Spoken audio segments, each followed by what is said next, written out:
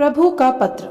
मेरे प्रिय, सुबह तुम जैसे ही सोकर उठे, मैं तुम्हारे बिस्तर के पास ही खड़ा था। मुझे लगा कि तुम मुझे कुछ बात करोगे।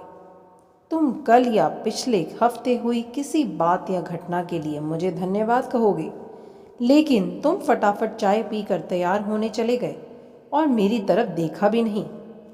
फिर मैंने सोचा कि तुम नहा के मुझे याद करोगे, पर तुम इस उधेड़-बुन में लग गए कि तुम्हें आज कौन से कपड़े पहनने हैं।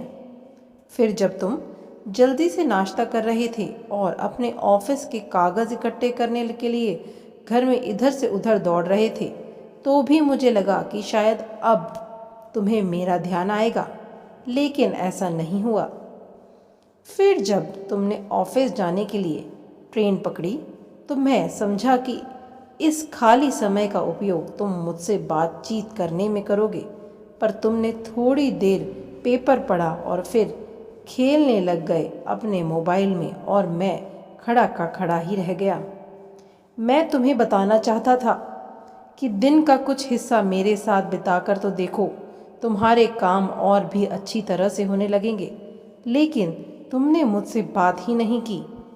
एक मौका ऐसा भी आया जब तुम बिल्कुल खाली थे और कुर्सी पर पूरे 15 मिनट यूं ही बैठे रहे, लेकिन तब भी तुम्हें मेरा ध्यान नहीं आया। दोपहर के खाने के वक्त जब तुम इधर उधर देख रहे थे, तो भी मुझे लगा कि खाना खाने से पहले तुम एक पल के लिए मेरे बारे में सोचोगे, लेकिन ऐसा नहीं हुआ।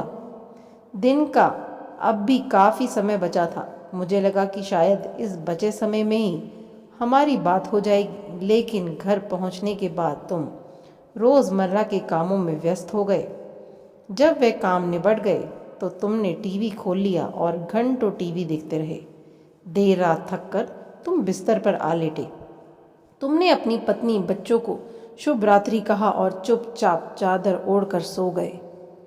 मेरा बड़ा मन था कि मैं भी तुम्हारी दिनचर्या का हिस्सा बनूं, तुम्हारे साथ कुछ वक्त बिताऊं, तुम्हारी कुछ सुनूं, तुम्हें कुछ सुनाऊं, कुछ मार्गदर्शन करूं तुम्हारा, ताकि तुम्हें समय आए कि तुम किस लिए इस धरती पर आए हो और किन कामों में उलझ गए हो, लेकिन तुम्हें समय ही नहीं मिल रहा और मैं मन मार कर ही रह गया।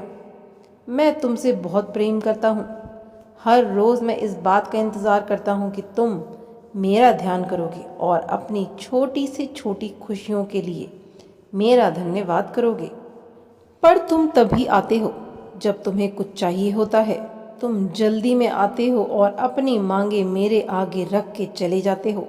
और मज़े की बात तो यह है कि इस प्रक्रिया में तुम मेरी तरफ देखते भी नहीं। ध्यान तुम्हारा उस समय भी लोगों की तरफ ही लगा रहता है और मैं इंतज़ार करता ही रह जाता हूँ। खैर, कोई बात नहीं, हो सकता है कल तुम्हें मेरी याद आ जाए, ऐसा मुझे विश्वास है और मुझे तुम में आस्था है। आखिरकार मेरा दूसरा नाम आस्था और विश्वास ही तो है। तुम्हारा ईश्वर। बड़ा ही सुंदर पत्र है ये। 4 मिनट उस ईश्वर को भी दो जिसने हम सबको ये जीवन दिया है। आशा करती हूँ आपको ये बहुत प्यारी सी पंक्तियाँ अच्छी लगी होंगी और सही लिखा गया है। इसमें ईश्वर को ध्यान देना बहुत ज़रूरी है, जिसने हमें ये जीवन दिया है। आशा करती हूँ आपको वीडियो पसंद आई होगी। चैनल पर नए हैं तो चैनल को ज़रूर सब्सक्राइब करिएगा। धन्यवाद।